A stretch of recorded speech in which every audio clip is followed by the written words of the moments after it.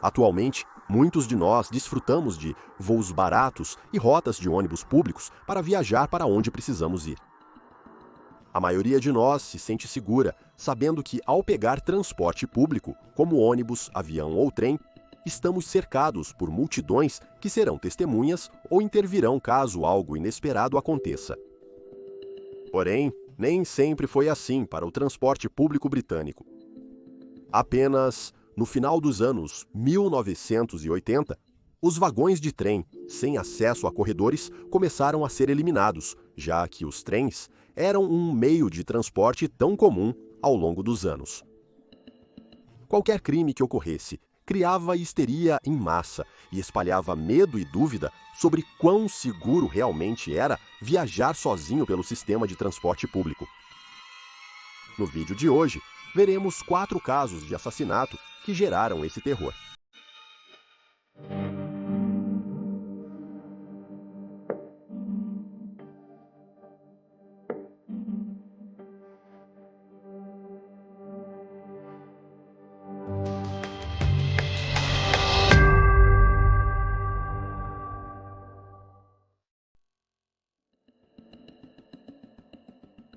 Quinta-feira, 11 de fevereiro de 1897, deveria ter sido um dia comum para a empregada doméstica Elizabeth Annie Camp, de 33 anos. Elizabeth visitou sua irmã mais velha em Hounslow naquele dia por cerca de 2 horas e fez compras para seu próximo casamento antes de pegar o trem das 19h42 de volta para Waterloo.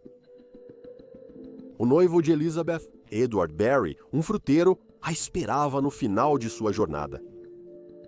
Barry chegou cedo para a chegada do trem das 20h25. Enquanto esperava na plataforma e os passageiros desembarcavam, ele vasculhava a multidão em busca de sua noiva. Quando não a encontrou, pensou se haviam se perdido e se ela havia ido para fora esperá-lo. Prestes a se virar, Barry notou uma agitação a certa distância.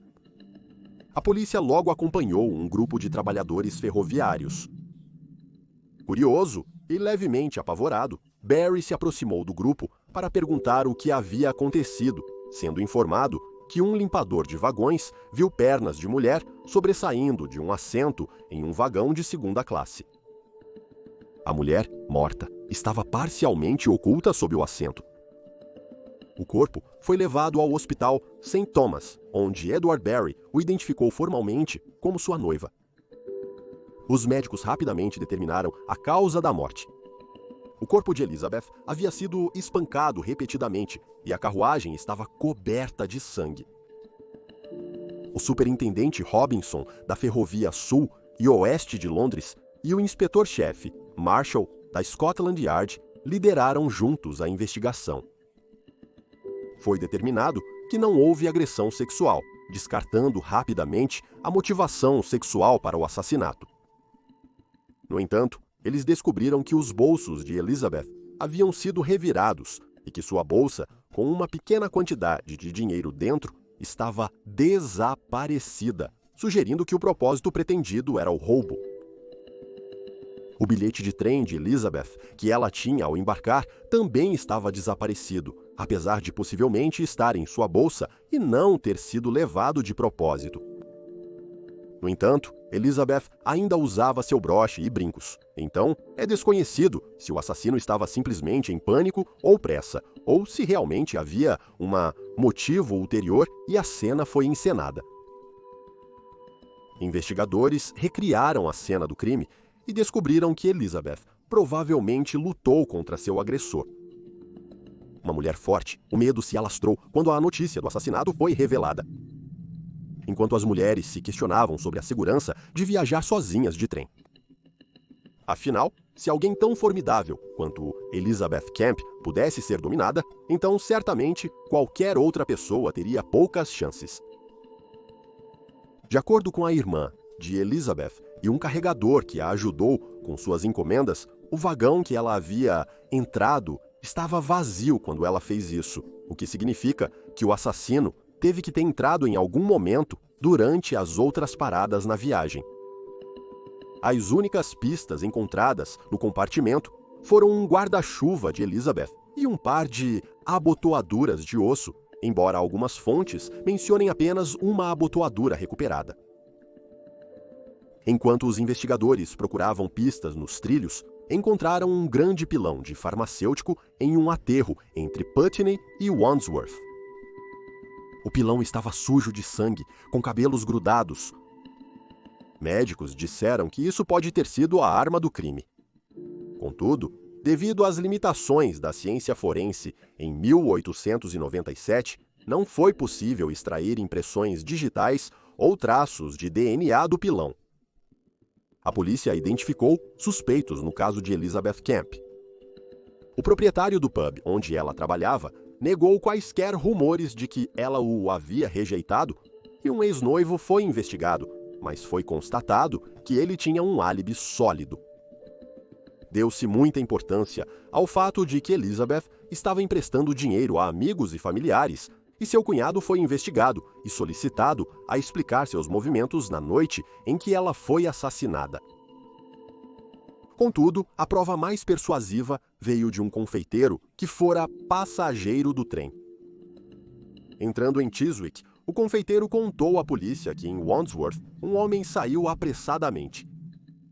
Ele foi descrito como um homem de estatura mediana, por volta dos 30 anos, com bigode escuro, cartola e casaco longo. 2 carregadores no trem também confirmaram ver um homem parecido com a descrição dada, mas ele nunca foi encontrado. No fim, a polícia não conseguiu conectar nenhum suspeito com a arma do crime ou o trem. Uma investigação durou 6 semanas e o júri concluiu homicídio doloso por pessoas desconhecidas. Após 122 anos, o assassinato de Elizabeth Anne Camp continua sem solução. Thomas Briggs, nascido em 31 de outubro de 1840, Franz Müller era um alfaiate alemão que agora é famoso por realizar o primeiro assassinato em um trem britânico. Em 1864, a vítima de Müller foi Thomas Briggs, de 69 anos, um banqueiro que deixou esposa e filha após sua morte. No dia 9 de julho de 1864, Briggs foi espancado até ficar inconsciente e roubado enquanto viajava no trem da North London Railway das 9h50 da noite de Fenchurch Street para Chalk Farm. Às 23h11, 2 funcionários do banco entraram no vagão e encontraram uma poça de sangue, sobre a qual alertaram o guarda do trem. 10 minutos depois, um maquinista, indo na direção oposta, viu um corpo em um aterro ao lado dos trilhos entre Old Bow e a estação Hackney Wick. Descobriu-se que o corpo era de Thomas Briggs e ele havia sido jogado do trem. Estavam faltando seus óculos de ouro, seu relógio de ouro e uma corrente de ouro. Porém, 5 libras ficaram em seu bolso. Briggs foi levado às pressas para um bar onde um médico o atendeu, mas morreu em casa na noite seguinte devido aos ferimentos. Ele sofreu múltiplas lacerações na cabeça e fratura craniana. Encontrado dentro da cabine em que Briggs estava, havia uma bengala coberta de sangue, levando os investigadores a especular se essa era a arma do crime ou não, além de sua bolsa. A polícia também encontrou um chapéu preto de castor, que inicialmente pensaram ser da vítima. Porém, depois foi constatado que pertencia ao assassino. Em 18 de julho, um motorista de táxi chamado Matthews veio a público com suas suspeitas sobre Franz Müller. Müller havia sido noivo da filha mais velha de Matthew, e ele havia recentemente ido à sua casa com uma corrente de ouro em uma caixa. Embora ele tenha colocado a corrente em seu próprio relógio, ele notou que a caixa foi vendida por um joalheiro em Cheapside, e as autoridades foram investigar a loja de propriedade de John Death. Death confirmou que, de fato, teve Franz Müller dentro de sua loja no dia 11 de julho. A polícia conseguiu uma foto dele por meio de Matthews, revelando que Müller trocou uma corrente de ouro por uma corrente barata e um anel. Matthews também confirmou que o chapéu de castor pertencia a Muller, afirmando que ele foi quem realmente o comprou para ele. A polícia emitiu um mandado de prisão e foi à residência de Muller, onde Sua Senhoria confirmou novamente que o chapéu era dele. Ela informou às autoridades que ele saiu no dia 14 de julho e não agiu de maneira suspeita ao chegar em casa na noite do dia 9. Ela afirmou que não havia sangue em suas roupas quando as lavou. Os investigadores descobriram que Muller havia embarcado para Nova York e prontamente seguiram o mesmo caminho em 20 de julho em sua busca. O navio deles chegou 3 semanas antes do de Muller, que ao chegar em 25 de agosto foi preso. O relógio de ouro e o chapéu de Briggs foram encontrados com ele. Ele alterou o último, aparentemente tentando se disfarçar de forma frágil. Muller foi extraditado para o Reino Unido para julgamento. Ele manteve sua inocência, alegando que estava em outro lugar durante o assassinato, inclusive em um bordel. A defesa apresentou várias testemunhas, alegando que Muller obteve o relógio de um homem nos docas. O júri não acreditou nisso e levou apenas 15 minutos para considerá-lo culpado de assassinato em 29 de outubro. Muller foi enforcado em público na prisão de Newgate, em Londres, no dia 14 de novembro. Uma multidão de 50.000 pessoas assistiu. Relatadamente, antes de ser enforcado, ele disse a um pastor que falava alemão: "Eu fiz isso", quando perguntado se era responsável. A execução de Muller foi uma das últimas realizadas publicamente na Inglaterra. Embora o assassinato de Briggs tenha sido horrível e desnecessário, ele proporcionou soluções para aumentar a segurança dos passageiros em viagens de trem. Como resultado da morte, o cordão de comunicação foi implementado em todos os trens e carruagens com corredores foram criadas. Yvonne Laker. No trem das 15h25 de Southampton para Reading, em 29 de junho de 1964, um menino de 12 anos foi ao banheiro e presenciou a visão assustadora do corpo de uma adolescente assassinada. Assustado, o menino gritou e alertou um passageiro que puxou o cordão de comunicação quando o trem saía de Basingstoke. Yvonne Laker, de 15 anos, voltava para o internato após embarcar em Southampton. Seu pai era um militar da Royal Air Force, em Singapura, e Yvonne havia ficado com os avós no fim de semana. No final, eles foram os responsáveis por identificar formalmente o corpo dela.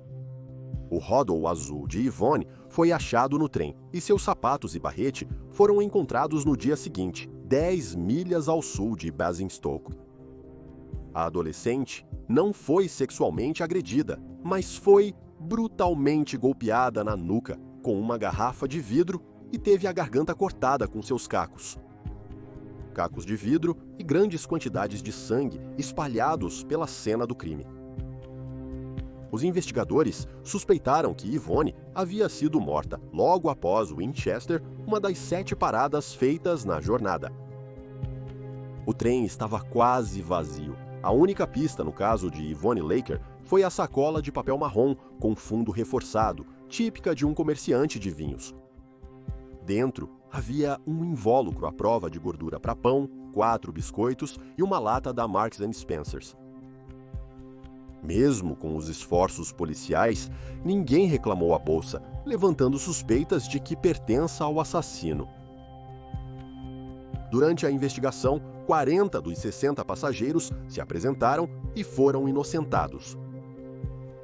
O único suspeito na morte de Yvonne era um pai casado de 27 anos com 3 filhos, que havia sido preso por infrações de trânsito e mencionou estar no trem no momento do assassinato. Vidro verde correspondente ao da cena do crime foi encontrado nos bolsos do homem não identificado que alegou desconhecer como chegou lá. Ao relatar seus movimentos do dia, o homem disse que havia ido à bolsa de trabalho de Basingstoke e depois a um pub na Church Street. Depois, pegou o trem errado, querendo ir ao escritório de recrutamento dos Royal Marines em Winchester, mas acabou pegando o serviço para Reading por engano. O homem foi julgado em 23 de novembro de 1964, onde um repórter afirmou que o réu havia entrado no mesmo compartimento que Yvonne. O réu manteve que outro homem cometeu o crime, descrevendo-o como 30 anos, 1,75 m, vestindo um blazer esportivo, camisa branca e gravata. Segundo o réu, ele viu um homem amparando Yvonne com o braço em volta do ombro dela. Eu perguntei a ele o que estava errado e ele disse que ela está doente, afirmou o réu. Ele então acrescentou que não viu o par junto depois disso, mas viu o homem reaparecer sozinho do banheiro. E quando o réu perguntou se ele poderia fazer algo, foi dito pelo homem para cuidar da sua própria vida. Várias testemunhas confirmaram ter visto um homem agindo de forma suspeita perto da pista antes de fugir, e uma afirmou que o réu não era o mesmo homem que ela tinha visto. Mais de 6 horas depois, um júri absolveu o réu do assassinato. No entanto, ele supostamente incendiou 4 celeiros em North Hampshire e ateou fogo aos móveis de uma casa em Basingstoke. E foi posteriormente preso por 18 meses devido a um celeiro e móveis. Nenhum outro suspeito foi identificado, e o que realmente aconteceu no dia do assassinato de Yvonne Laker permanece desconhecido. O caso dela permanece sem solução. Condessa Teresa Lubajanska, uma ativista social, combatente da resistência e sobrevivente de 2 campos de concentração nazistas, a Condessa Teresa Lubianska não era estranha ao lado mais macabro da vida. Nascida em abril de 1884, ela era membro de uma família nobre no sudeste da Polônia e, já adulta, casou-se com um conde de um clã, outrora poderoso, onde viveu com ele em sua propriedade até a revolta bolchevique de 1918, que resultou na apreensão da propriedade da família e no assassinato de seu marido a facadas. Teresa fugiu com seu filho para Varsóvia, onde ele se juntou ao exército e morreu em 1939, quando os nazistas invadiram a Polônia. Em desafio, Teresa juntou-se à resistência e, mais tarde, foi apanhada com prisioneiros fugitivos em sua casa. Consequentemente, ela foi enviada para Auschwitz e depois transferida para Ravensbrück. Após sua libertação, Teresa fugiu para o Reino Unido, onde advogou em prol dos prisioneiros de guerra, buscando compensação para eles. Quando morreu em 1957, aos 73 anos, ela morava em um apartamento em Kensington. Antes de ser morta em 24 de maio de 1957, Teresa contou aos amigos que foi à polícia dizer que se sentia ameaçada e que sua vida poderia estar em risco. Mas mais detalhes de por que ela se sentia ameaçada ou quem a estava ameaçando permanecem desconhecidos. Na noite em que foi assassinada, Teresa voltava para casa após jantar com amigos em Ealing. Um funcionário da estação de metrô de Gloucester Road ouviu passos na escada de emergência por volta das 22h20. Esse não era um som incomum, pois as pessoas frequentemente tentavam evitar pagar pelos bilhetes usando as escadas para passar despercebidas. Porém, logo após o som dos passos, uma voz feminina gritou: "Bandido!". Um pouco alarmado, o membro da equipe foi investigar e encontrou uma mulher alta e de cabelos brancos caminhando lentamente para o elevador. Notando sua fragilidade, o funcionário ofereceu seu braço e a ajudou até o elevador, perguntando: "E quanto aos bandidos?". Teresa então respondeu: "Eu fui esfaqueada". Foi então que o membro da equipe percebeu que estava sangrando pela frente da jaqueta. Ele perguntou onde estava o bandido, mas Teresa negou saber. Na rua, serviços de emergência foram acionados e Teresa ficou sob cuidados temporários do inspetor da estação. Um detetive constable que passava acompanhou a mulher ao hospital Santa Maria. E no caminho, ela disse a ele: "Eu estava na plataforma, então fui esfaqueada". Teresa morreu pouco depois de chegar ao hospital. Os oficiais investigadores vasculharam a estação de trem, mas não encontraram nenhuma arma do crime. Eles também descobriram que só havia sangue perto do elevador, impossibilitando localizar o local exato do assassinato. Enquanto as autoridades buscavam um motivo para o assassinato, descartaram roubo, pois nada foi levado de Teresa. Eles também pensaram que uma plataforma bem iluminada em um lugar público não era um local provável para realizar um assassinato premeditado e que uma faca pequena, como a que criou as 5 facadas de Teresa, era improvável de ser usada para um assassinato. Embora o trem que Teresa pegou tenha sido identificado, nem o guarda, nem o motorista viram algo ou alguém suspeito. Os túneis adjacentes foram revistados, mas isso não resultou em novas pistas. A teoria é que o assassino escapou pelas escadas de emergência. Os investigadores trabalharam arduamente no caso de Teresa. A Polícia de Transporte de Londres rastreou motoristas e condutores de ônibus na área naquele momento. Um total de 214 trens da linha Piccadilly foram examinados. Centenas de funcionários ferroviários foram entrevistados, incluindo 64 equipes de trem. As facas encontradas nos meses seguintes foram entregues à polícia para exame forense. Em uma investigação realizada em 19 de agosto de 1957, descobriu-se que 18.000 pessoas haviam sido entrevistadas pela polícia durante o curso da investigação. O veredito da investigação foi, sem surpresa, assassinato por pessoa desconhecidas. Policiais que falavam polonês se misturaram com os convidados no funeral de Teresa, em prontidão e oratória, listando qualquer pista ou culpado para se revelarem, mas nada resultou desta tentativa de encontrar respostas.